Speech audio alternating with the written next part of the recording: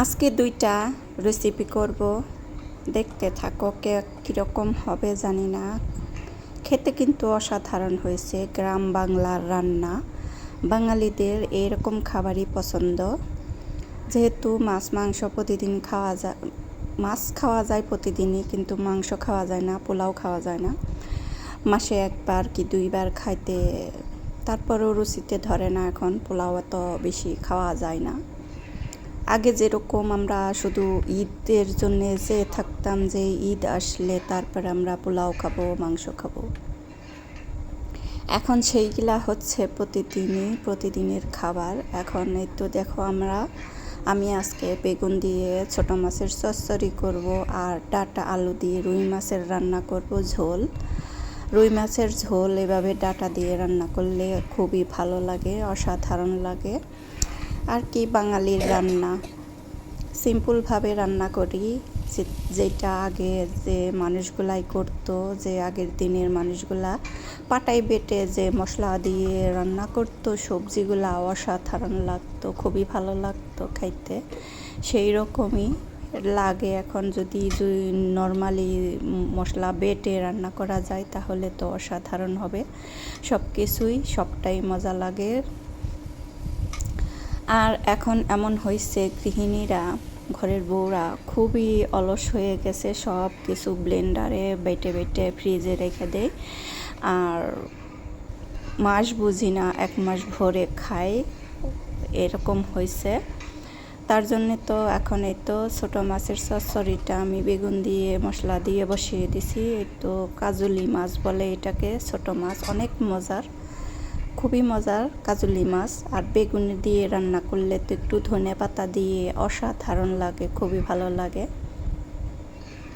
এই তো দেখো আমি বসিয়ে দিলাম, চচ্চড়িটা হয়ে যাবে, বেগুন হইতে সময় লাগে না, সিদ্ধ হওয়ার জন্যে একটু পানি দিয়ে দিলাম।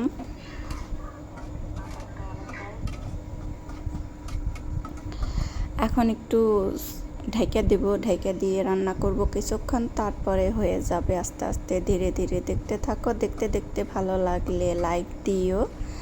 আর লাইক কেউ দিতে চায় না, ভিডিও যাও একটু দেখে, কেউ লাইক দেয়ই না, দিতেই চায় না কেউ। সেই রকম হয়েছে। তরকারিটা একটু ধনিয়া পাতা দিয়ে দিলাম, বরফ করা ধনিয়া পাতা। তোমাদের যদি খাওয়াতে পারতাম বুঝতে পারতা যে কতটা মজা হয়েছে। দেখেই তো লোভ লোভ লাগতেছে, তাই না? দেখো কত মজা হয়েছে, এত অসাধারণ তরকারিটা হয়েছে। বেগুন দিয়ে ধনিয়া পাতা দিয়ে রান্না করলে তো মানে বলার বাইরে, এরকম মজা হয়। আর চিংড়ি মাছ দিয়ে তো কথাই নাই। এইখানে দেখো আমি ঢাইলে নিতেছি বাটিতে, অনেক মজা হয়েছে তরকারিটা। আর কি বলবো, নিজের প্রশংসা নিজেই করি, কেউ তো করে না, এই জন্যে। এখন আমি আরেকটা রেসিপি যে করব ওইটা দেখে দিতেছি। ডাঁটা দিয়ে রুই মাছ, এই তো মাছ নিছি 4 পিস। এখন মাছটা একটু ভাজবো। মাছটা ভাজে নিয়ে রান্না করলে ভালো লাগে। অনেক সময় অনেক মানুষ আছে ভাজে না, অমনিতেই দিয়ে দেয়। ওই মাছটা কেমন যেন সেদ্ধ সেদ্ধ লাগে, আমার কাছে ভালো লাগে না। এই জন্যে একটু ভাজা করে দেই, একটু মানে সুন্দর একটা কালার হয় মাছের। মাছটা একটু হলুদ মরিচ দিয়ে মাখিয়ে নিছি। এখন একটু তেল দিয়ে মাছটা দিয়ে দিলাম, ভাজবো ভালো করে, একটু কড়া করে ভাজলে ঝোলের মধ্যে ভালো লাগে। মাছ ভাজাটাও ভালো লাগে আমার খাইতে। রেসিপি করা তো কোনো কষ্টের কিছু না, এটা চোখে দেখা কাজ।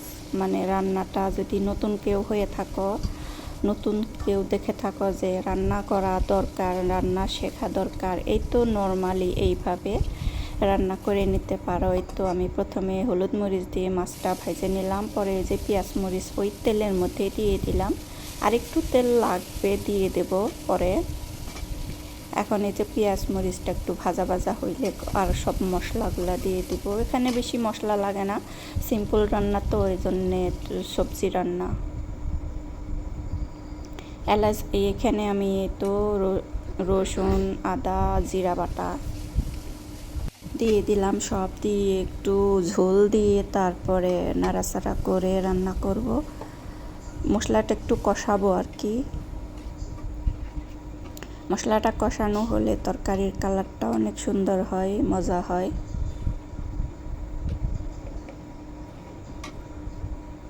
এখন একটু জালটা বাড়িয়ে দিয়ে তো যে সুন্দর বলক এসে গেছে, সবজিটা দিয়ে দিলাম। কিছুক্ষণ কষাবো আর কি, সবজিটা যত কষে রান্না করবা তত মজা লাগে। আগেকার দিনে তো সবজিটা মানে কষাতে কষাতে সেদ্ধ করে ফেলছে, পরে কিছুক্ষণ রান্না করছে, তাতেই হয়ে গেছে। এখন এই যে ঢাইকা দিয়ে কিছুক্ষণ রান্না করব। দারুণ লাগে। ডাটা যদি মোটা ডাটা হয় তাহলে মুরগির মাংস দিয়েও অসাধারণ লাগে, গরুর মাংস দিয়েও রান্না করা যায়। যে যেইভাবে খায় ওইভাবেই ভালো লাগে খেতে। খাওয়ার তো অনেক ধরন আছে, যে যেভাবে খায় আর কি। এখানে আমি এই যে মশলা দিয়ে ভালো করে ভাজা ভাজা করে নিছি। এখন একটু পরিমাণ মতো পানি দিয়ে মাছটাও দিয়ে দিব এখানে। দেখো না কত সুন্দর কালার হয়েছে। এই তো মাছগুলাও দিয়ে দিলাম এক এক করে, সবটি মাছ দিয়ে এখন রান্না করে নেব। সেদ্ধ হয়ে গেছে তাড়াতাড়ি, তা কোনো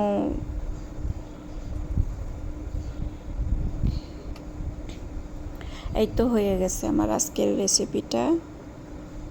কার কার ভালো লাগছে কমেন্টে জানাইও, আর খেতে মন চাইলে কমেন্টে জানাইও, পার্সেল করে পাঠিয়ে দেব। আজকে এই পর্যন্তই। আল্লাহ হাফেজ, বাই বাই, টাটা, আবার কোনো দেখা হবে।